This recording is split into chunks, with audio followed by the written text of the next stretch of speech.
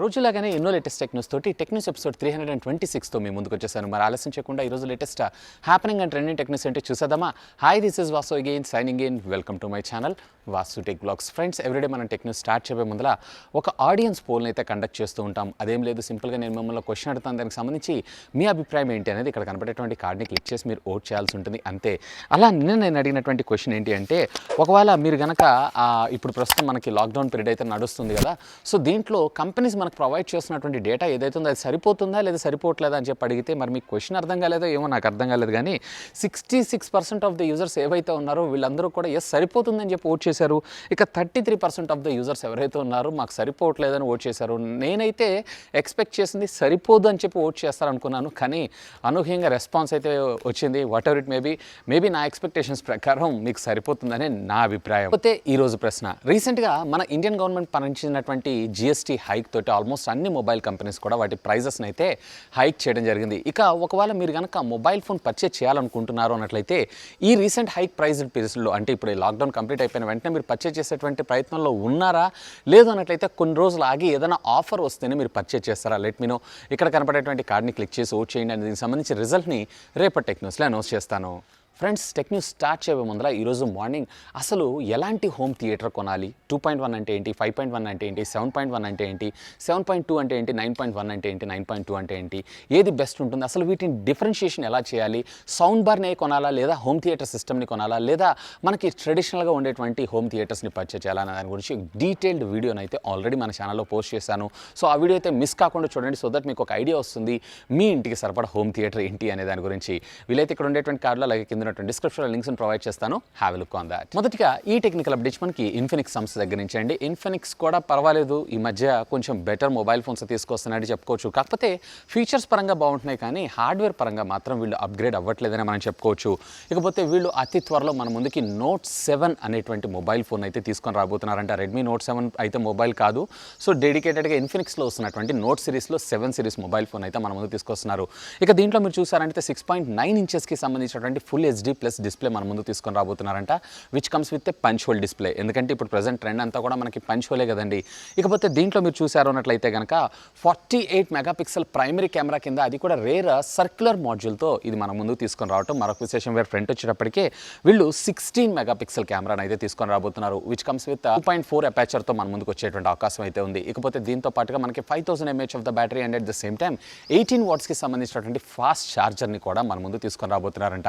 ఇక ఈ స్పెక్స్ అన్ని బాగానే ఉన్నాయి. ఇక దీంట్లో వాడుతున్నటువంటి ప్రాసెసర్ సంగతి ఏంటి అనే విషయానికి వచ్చారు అన్నట్లయితే స్టిల్ ఇప్పటికీ కూడా వీళ్ళు మీడియాటెక్కి సంబంధించినటువంటి G70 ప్రాసెసర్ని తీసుకొని రాబోతున్నారంట. వీళ్ళు ఇస్తున్నటువంటి స్పెక్స్ అండ్ డిజైన్ చూస్తుంటే నాకైతే వీళ్ళు అరౌండ్ 10,000 రూపీస్ ప్రైస్ ట్యాగ్లో తీసుకొస్తారేమో అని అనుమానంగా అయితే ఉంది. కానీ 10,000 రూపీస్ ప్రైస్ ట్యాగ్లో ఓన్లీ ఫర్ ఫ్యూచర్స్ కోసం చూసుకున్న వాళ్ళకైతే బాగుంటుంది, కానీ ప్రాసెసర్ పరంగా అంత పర్ఫెక్ట్ కాదని నా అభిప్రాయం. ఇకపోతే USB Type-C కమ్యూనికేషన్ పోర్ట్ కూడా ఇందులో తీసుకొని రావడం ఇక్కడ కొసమేర పని చెప్పుకోవచ్చు. ఇకపోతే మీరేమనుకుంటున్నారు ఈ ప్రైస్ గురించి? లెట్ మీ నో, కింద ఉన్నటువంటి కామెంట్ సెక్షన్లో కామెంట్ చేయగలరు. అండ్ నెక్స్ట్ ఈ టెక్నికల్ అప్డేట్స్ మనకి Huawei సంస్థ దగ్గర నుంచి అండి. Huawei స్మార్ట్ టీవీస్ను కూడా లాంచ్ చేస్తుంది, మనందరికీ తెలిసిన విషయమే. కాకపోతే ఈసారి వీళ్ళు మరొక సరికొత్త OLED ప్యానల్తో రన్ అయ్యేటువంటి స్మార్ట్ టీవీని మన ముందు తీసుకొని రాబోతున్నారు. దీంట్లో ఒక విశేషం ఏంటంటే LG మ్యానుఫ్యాక్చర్ చేసినటువంటి OLED panel and at the same time wide range of popup camera మనకి ఇందులో రావడం మరొక విశేషం. ఆల్రెడీ వీళ్ళు పాపప్ కెమెరాతో లాస్ట్ ఇయరే కొన్ని స్మార్ట్ టీవీస్ని అయితే లాంచ్ చేశారు, బట్ అన్ఫార్చునేట్లీ మన ఇండియాలో అనౌన్స్ చేశారు, కానీ సేల్లోకి అయితే తీసుకొని రాలేదు. కానీ ఈసారి దీన్ని మన ఇండియాలోకి తీసుకొచ్చేటువంటి అవకాశం అయితే ఉంది.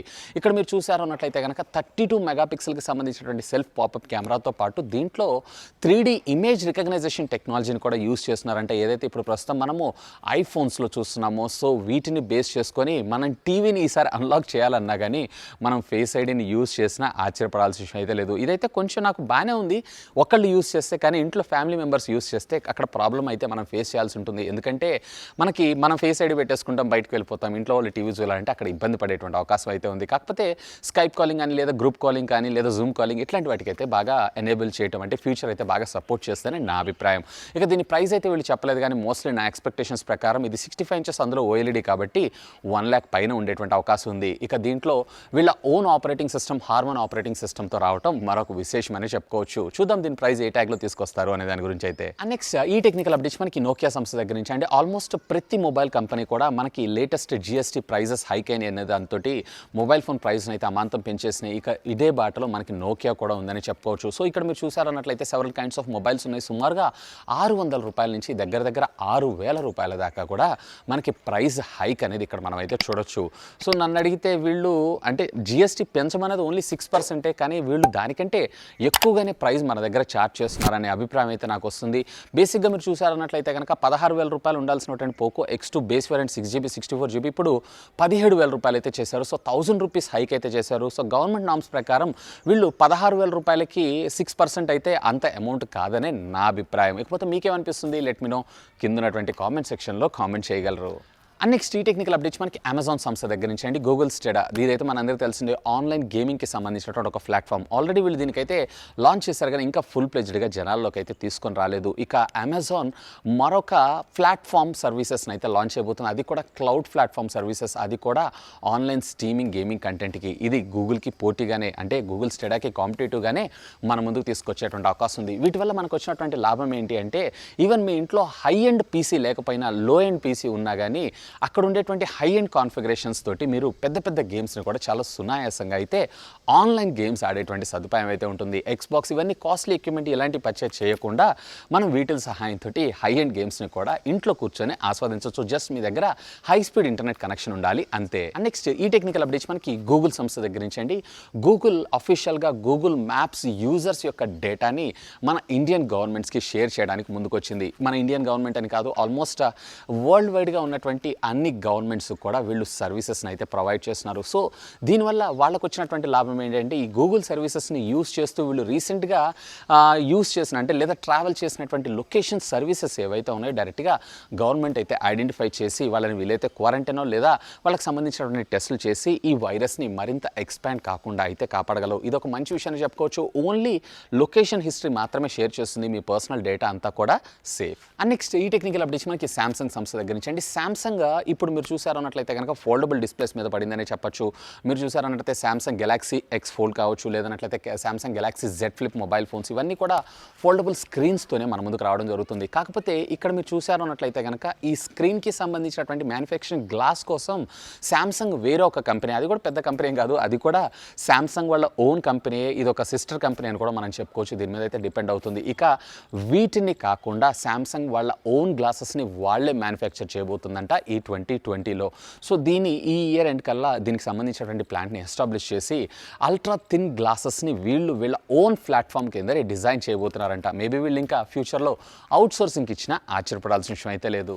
అండ్ నెక్స్ట్ ఈ టెక్నికల్ అప్డేట్స్ మనకి యాపిల్ సంస్థ దగ్గర నుంచి అండి. రోజు మనము ఐఫోన్ ఎస్సీయా లేదా ఐఫోన్ మనకి 9 అని చెప్పి రోజు న్యూస్లో ఏదో ఒక ఇన్ఫర్మేషన్ అయితే వస్తూనే ఉంది. ఆల్మోస్ట్ ఈరోజు కన్ఫర్మ్ అయిపోయిందనే చెప్పచ్చు.